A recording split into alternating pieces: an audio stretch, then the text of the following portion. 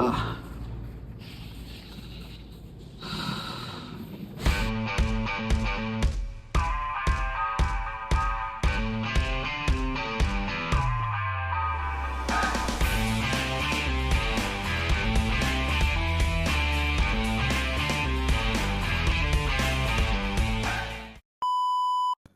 halo semuanya, selamat datang di channel gue. Jadi ini video pertama gue. Kata orang terkenal maka kata sayang. Jadi pertama-tama mungkin gue kenalin diri gue dulu. Nama gue Kara. Ya, kali ini gue mau cerita terkait dengan kejadian yang baru aja gue alamin. Ya nggak baru sih, kurang lebih sekitar 1 bulan yang lalu ya. Ini jalan minggu keempat sih. Jadi gue ngalamin patah kaki. Di sini gue mau share penyebabnya sebenarnya apa. Ya. Jadi waktu itu gue lupa awal Juli, hari Minggu. Ya, gue lupa tanggalnya, cuman itu di awal Juli hari Minggu. Gue naik motor dari Bogor mau ke Jakarta malam-malam. Dalam perjalanan cukup lancar lah sebenarnya, karena udah malam juga, udah malam banget malah ya. Gue start dari rumah kayaknya jam 11 malam. 11 malam gue start dari rumah, berangkat. eh, Bawaan gue cukup banyak karena gue memang plannya mau nginep di salah satu hotel di Jakarta selama 3 hari. Jadi gue bawa tas laptop, tas baju, kemudian juga ada tas kecil lah. Ya.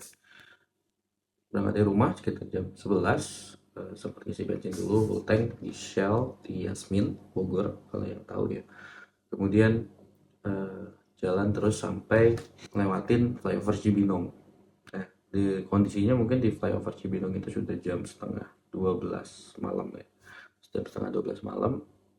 Mungkin kalau teman-teman tahu, lewat flyover Cibinong kalau dari arah Bogor mau ke Depok itu ada pasar Cikema. Sebelum pasar Cikema sebenarnya jalannya kan agak nikung sedikit dan cukup bahaya lah sebenarnya kalau malam.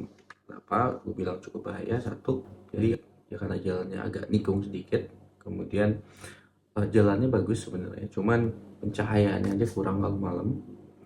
Dan gue sebenarnya nggak terlalu kenceng lah sebenarnya. Gue rasa sih gue nggak terlalu kenceng. Ternyata ada orang nyebrang. Jadi ketika gue lihat orang nyebrang, agak kaget, sempat ngerem dikit. Gue banting motor ke kiri, dan ternyata ada 2 orang. Yang gue lihat cuma satu, karena yang satu ini cukup kelihatan ya, bajunya warna abu, kemudian yang satu lagi tuh bajunya warna hitam. Nah, yang satu ini dia terusin nyebrangnya, dengan yang satunya lagi dia justru diem ketika gue banting motor ke kiri. Nah, karena gue ngindarin dia, akhirnya gue banting motor gue lagi ke kanan, cuman nggak sempat kerem. Akhirnya gue tabrak orangnya, kemudian gue mental ke lajur sebelah. Nah, kebetulan di situ ada bengkel lah, bengkel 24 jam, bengkel motor. Gue ditolongin tuh.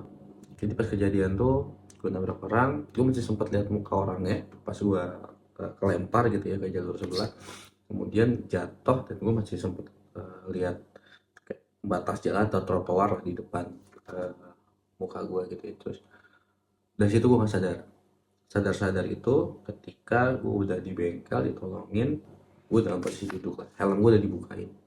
Yang lainnya masih kepake ya, sarung tangan, jaket itu masih dipakai semua.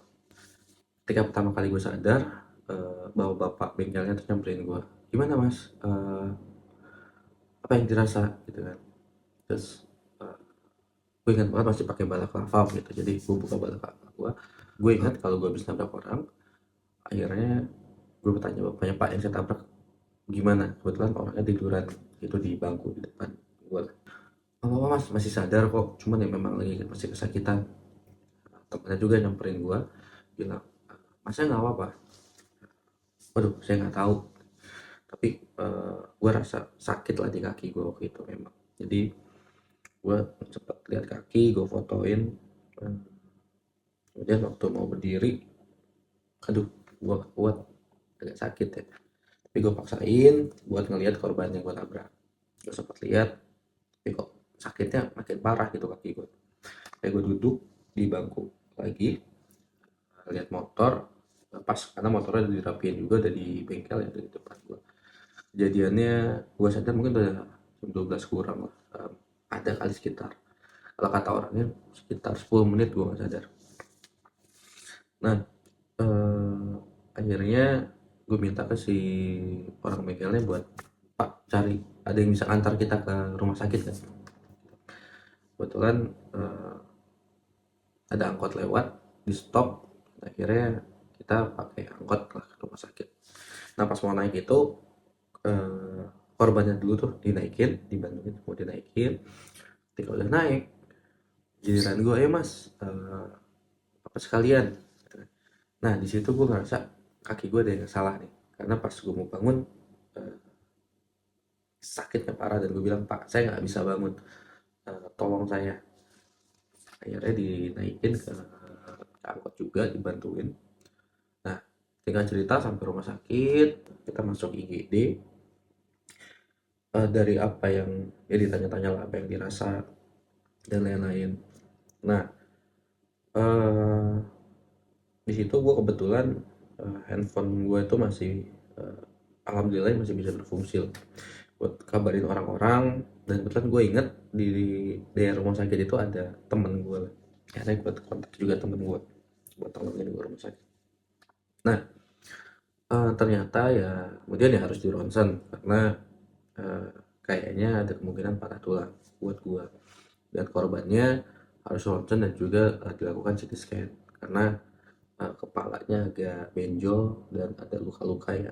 Sebenarnya kalau ada temennya dia nggak kelempar ya, yang gue tabrak ini nggak kelempar, tapi ketika gue tabrak, gue mental, gue tuh kena helm, gue tuh ngajar kepalanya dia. Kebetulan gak lama temen gue tadi datang, gue minta tolong buat diurusin administrasi lah ya. Jadi gue kasih BPJS asuransi gue ke temen gue. Nah, ternyata orang yang gue tabrak ini dia masih 16 tahun ya, dan dia eh, kerja di salah satu pabrik roti lah di daerah Cibinong, dan itu baru sekitar 2 minggu, 2 hari apa 2 minggu ya, lupa, pokoknya baru lah. Nah, kemudian dia nggak punya BPJS, kemudian walinya nggak di sini ternyata. Eh, Akhirnya eh, pihak rumah sakit minta gue bayarin dulu lah untuk tagihannya gitu. Akhirnya gue minta tolong teman gue, ada nomor rekening atau barcode nggak yang bisa gue lakuin, dan bayarnya bisa dari handphone gitu. Akhirnya dimintain sama temen gue lunasin dulu semuanya. Udah lunas, baru kita lakukan tindakan korbannya dulu di CT scan dan ronsen. Setelah korbannya, kemudian baru gue juga di ronsen kaki kanan gue aja sih gitu. Cuman ya yang agak sebel sih sebenarnya ya, pas di rumah sakit itu bahkan si korban juga ya, jadi korban ini keluarnya belakangan dibanding gue. Nah, kan ada luka-luka ya, beberapa luka ya, toh gue udah bayar gitu ya, gue pengen sih ya at least dibersihin lah lukanya gitu loh ya. Ya gue bayar pakai uang gue pribadi gitu ya. Setelah hasilnya ada untuk gue sama korban, yang korban alhamdulillahnya di kepalanya itu pendarahannya hanya pendarahan luar aja, nggak ada pendarahan dalam untuk kepala. Tapi di kakinya, di tulang kaki sebelah kiri ya, kalau dia tulang kaki sebelah kirinya ada patah. Kemudian kalau gua ada patah di 2 lokasi, jadi di tulang betis yang kecil, kemudian ada di ankle kaki yang bagian dalam gitu. Kemudian sebelum hasil ronsennya keluar itu, jadi ada keluarga gue juga udah datang, kakak gue, kakak ipar gue, ponakan gue datang ngeliat gue. Terus ya karena rumah sakitnya jauh, akhirnya diminta berunjukan aja biar bisa dirawat di rumah sakit di Bogor aja gitu. Untuk yang korban ini dia belum bisa keluar karena belum ada walinya. Jadi orang tuanya coba dihubungin, dan ternyata orang tuanya itu kerja di Jakarta, cuman belum bisa datang malam itu, ya kan. Kebetulan ada orang punya pabrik rotinya lah, atau penanggung jawabnya lah, penanggung jawab dari pabrik roti itu datang di tempat korban ini kerja ya. Jadi mereka datang, gimana pun ya, pasti tanggung jawab ya, karena kejadiannya kan gua yang nabrak. Akhirnya tukeran nomor handphone, telepon gua, nomor handphone keluarga gua, kita pulang duluan. Kita keluar duluan dari rumah sakit itu sambil tetap tektokan dengan keluarga dari korban, yang kita bilang ibu datang aja, karena untuk biaya nanti kita yang tanggung, jadi ibu nggak usah pusing nyari biaya buat datang lah. Gue balik duluan, untuk korban belakangan ya. Singkat cerita, akhirnya korban juga baru sekitar sore dirujuk juga ke rumah sakit di Bogor, biar satu tempat dengan tempat gue dirawat gitu. Nah sebenarnya gue juga tidak dirawat di rumah sakit gitu ya, karena setelah diskusi dengan keluarga ya kita menghindari operasi lah. Jadi gue dibawa ke ahli patah tulang lah. Mungkin kalau area Bogoran tahu yang namanya Cimandi ya.